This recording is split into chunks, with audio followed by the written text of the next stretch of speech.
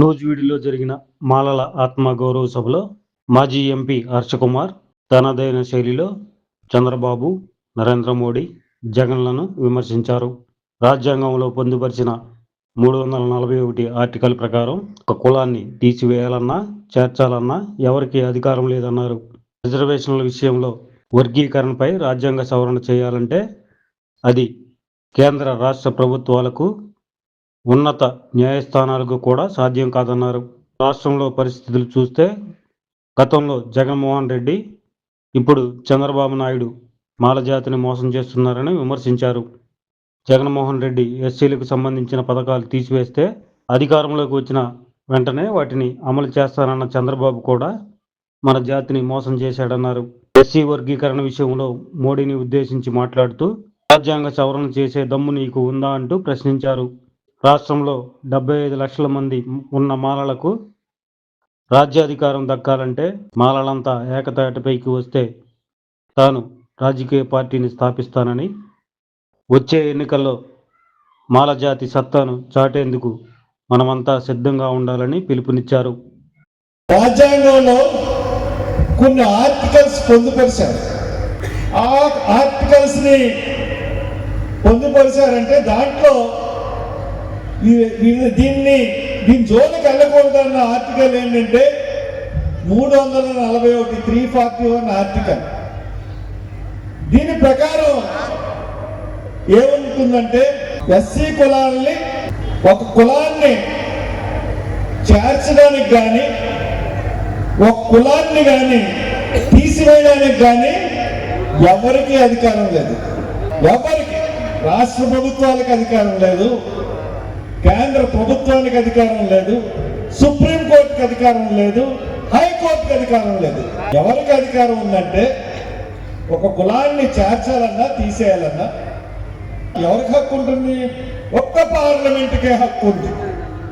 అది కూడా రాజ్యాంగ సవరణ అంటే 3/4 మెజారిటీతో 341వ ఆర్టికల్ని సవరిస్తే, రాజ్యాంగ సవరణ చేయగలిగితే మాత్రమే వర్గీకరణ చేయడానికి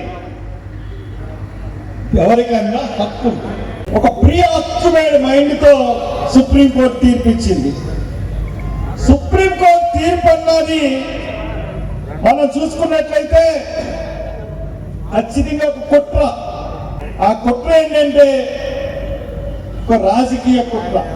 ఇక్కడ దానికి నాయకత్వం వహించింది ది గ్రేట్ చంద్రబాబు నాయుడు గారు, సెంట్రల్లో నాయకత్వం వహించింది మోడీ గారు. ఎందుకంటే మోడీ గారు ఎలక్షన్లో మాదిగలు పెట్టిన విశ్వరూప మహాసభకు వెళ్ళి మీకు అడ్డంకులన్నీ తొలగిస్తాను, వర్గీకరణకి నేను వర్గీకరణ చేస్తానని చెప్పేసి ఆ సభలో చెప్పాడు. ఆయనకన్నా ఒక అడుగు ముందేసి చంద్రబాబు నాయుడు గారి మేనిఫెస్టోలో వర్గీకరణ నేనే చేస్తాను. అప్పుడు సుప్రీంకోర్టు తీర్పు వచ్చిందా అంటే సుప్రీంకోర్టు తీర్పు రాలేదు. ఫిబ్రవరి నెలలో వాదన విని తీర్పుని వాయిదా వేసి సుప్రీంకోర్టు కూర్చుంది. ఇటు మోడీ గారికి ఆ తీర్పు గురించి ఎలా తెలుసు, చంద్రబాబు నాయుడు గారికి ఆ తీర్పు గురించి ఎలా తెలుసు? చంద్రబాబు నాయుడు గారు నేనే చేస్తాను, ఒక్క సెంటెన్స్ అండి, నేనే చేస్తాను అంటే ఈయనకి ముందు తెలిసిందనే కాబట్టే కదా ఆ తీర్పు. అందువల్ల ఆ తీర్పు ఆగస్టు 1వ తారీఖున వచ్చింది. ఆగస్టు 1 వచ్చినప్పటికి దాంట్లో ఏమనుందంటే రాష్ట్రాలకు అధికారం ఇస్తున్నాం. క్రిమిలేయర్ ఒకటి పెట్టారు, రాష్ట్రాలకు అధికారం ఇవ్వడం పెట్టారు. అసలు పార్లమెంటుకు తప్ప ఇంకెవరికి ఆ ఆర్టికల్లో జోక్యం చేసుకునే అధికారం లేనప్పుడు అసలు రాష్ట్రాలు ఎలా చేయగలుగుతాయి?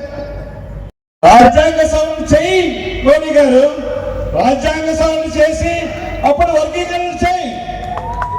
నీకు దమ్ము లేదు, ఎందుకంటే నీకు బలం లేదు. నువ్వు బలం లేకుండా ఎస్సీలు ఎలా వర్గీకరించగలవు?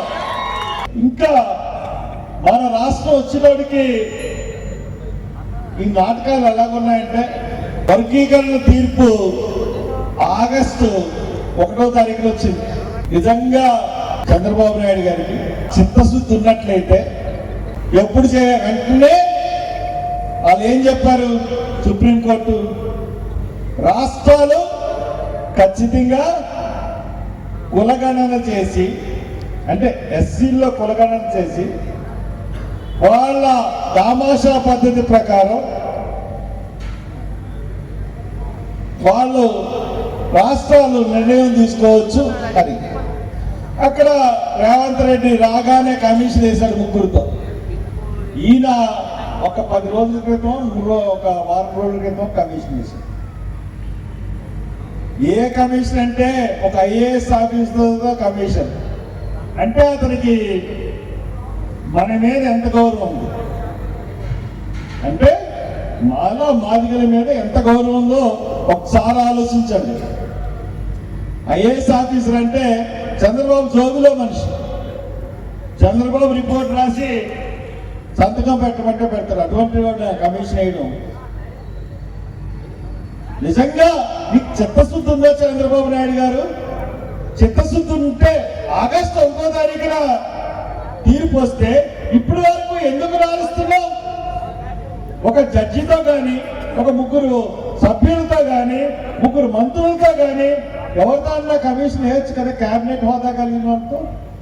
క్యాబినెట్ హోదా లేని ఒక ఐఏఎస్ ఆఫీసర్ని కమిషన్ మెంబర్గా వేసామంటే దాని అర్థం ఏంటి? కాబట్టి అతను దీన్ని అడ్డు పెట్టుకుని నిరుద్యోగ యువతని మోసం చేయాలని ఒక పథకం పన్నాడు. అదేంటంటే నిరుద్యోగ యువతని ఎలా మోసం చేయాలంటే రాగానే డిఎస్సికి 20,000 ఉద్యోగాలకి నేను సంతకం పెట్టేశానన్నాడు.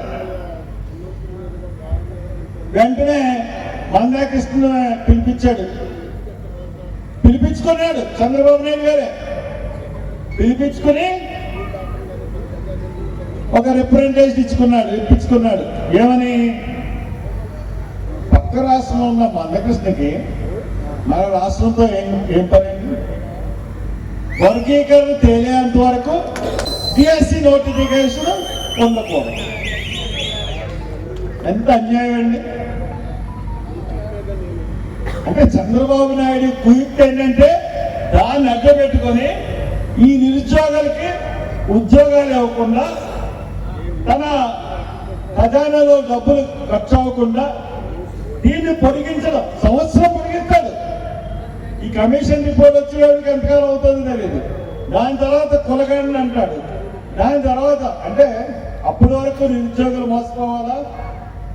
నిరుద్యోగులకి 3,000 నిరుద్యోగ భృతి ఇస్తానని చెప్పి ఎలక్షన్ మేనిఫెస్టోలో పెట్టాడు. మొన్న అసెంబ్లీలో మాట్లాడుతూ చెప్తా ఉన్నాడు ఆయన, నిరుద్యోగులకి నిరుద్యోగ భృతి ఇవ్వడం మొదలు పెట్టాం. ఇదేంటి? ఈయన నిరుద్యోగ భృతి ఇచ్చానంటున్నాడు, ఒక్కరికి కూడా ఇవ్వలేదు కదా అని అనుకున్నాను. ఇంత సభ ఉంది కదా, మీరే ఎవరికైనా నిరుద్యోగ భృతి వస్తే చేయొద్దండి. ఎవరికైనా వచ్చిందా? ఎంత అసెంబ్లీ సాక్షిగా కూడా అబద్ధాలు ఆడే ముఖ్యమంత్రిని ఎవరినన్నా చూస్తున్నామంటే చంద్రబాబు నాయుడు.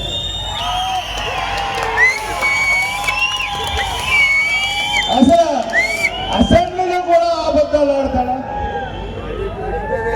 ఎంత దురదృష్టకరమైన పాలనలో ఉన్నామండి మనం. ఒక్క మేనిఫెస్టో ఓట్లు అయితే మనం చెప్పలేం. ఆ పవన్ కళ్యాణ్ గారు ఏ ఓటు బాగాలేక రోడ్డు దగ్గరికి వెళ్ళిపోయి కాపీ పట్టుకునేవాడు. అయ్యా మా భీమవరానికి రింగ్ రోడ్ వేస్తానన్నారు. పవన్ కళ్యాణ్ గారు భీమవరానికి రింగ్ రోడ్ వేస్తా అన్నారు. తాడేపల్లి నుంచి భీమవరం వెళ్ళే రోడ్డు కూడా ఇప్పుడు దాకా దిక్కులేని పరిస్థితుల్లో ఉంది. ఇటువంటి పరిస్థితులు రాష్ట్రంలో నడిస్తే 6 నెలలైంది మీరు వచ్చి. ఒక్క పని కూడా చేయకుండా ఎంతసేపు పాత గవర్నమెంట్ గురించి మాట్లాడుతున్నారు తప్పే. పాత గవర్నమెంట్ ని మేము విమర్శించాం, మేము తిట్టాం. మా హామీ, మా పథకాలని 25 పథకాలని తీశాడు జగన్మోహన్ రెడ్డి. అందుకనే కదా నువ్వేమన్నావు, నేను అధికారంలోకి వచ్చిన వెంటనే నేను ఈ పథకాలన్నీ పునరుద్ధరిస్తా అన్నాడు. నిజమే అనుకున్నాం, అందరం ఓట్లేసాం. ఇప్పుడు దాకా అది గతి లేదు దాని గురించి. అతను తీశాడు, ఇతను పెట్టలేదు. మెడికల్ కాలేజీలో సగం సీట్లు జగన్మోహన్ రెడ్డి అమ్మేసుకుని మెరిట్కి ద్రోహం చేస్తే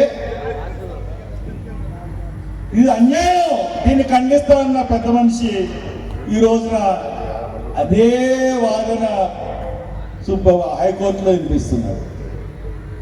అంటే పచ్చి మోసంతో, మోసపు ఎన్నికల వాగ్దానంతో అధికారంలోకి వచ్చారు. దీనికి పరిష్కారం ఏంటంటే ఇటు చంద్రబాబు నాయుడు కానీ ఇటు జగన్మోహన్ రెడ్డి కానీ మనల్ని, మన జనాన్ని ఓట్ల కింద చూస్తారని తప్పితే మన రాజ్యాధికారంలో మనకి భాగం, ఈ రాజ్యాధికారంలో భాగం వచ్చేంత వరకు మనకి గౌరవం అనేది దక్కనే దక్కదు. మనకి రాజ్యాధికారం రావాలన్నా, మనకి గౌరవం దక్కాలన్నా 75 లక్షల మంది ఉన్న మనం ఒక పార్టీని స్థాపించి ఈ రోజున ఖచ్చితంగా మనం ముందుకెళ్తేనే ఈ సాధ్యమవుతుంది. అదే నేను చెప్పదలుచుకున్న విషయం. ఖచ్చితంగా మీరందరూ నిలబడండి. నేను పార్టీని స్థాపించి మిమ్మల్ని ముందుకు నడిపిస్తానని చెప్పి తెలియజేసుకుంటూ ముగిస్తున్నాను. Thank you very much.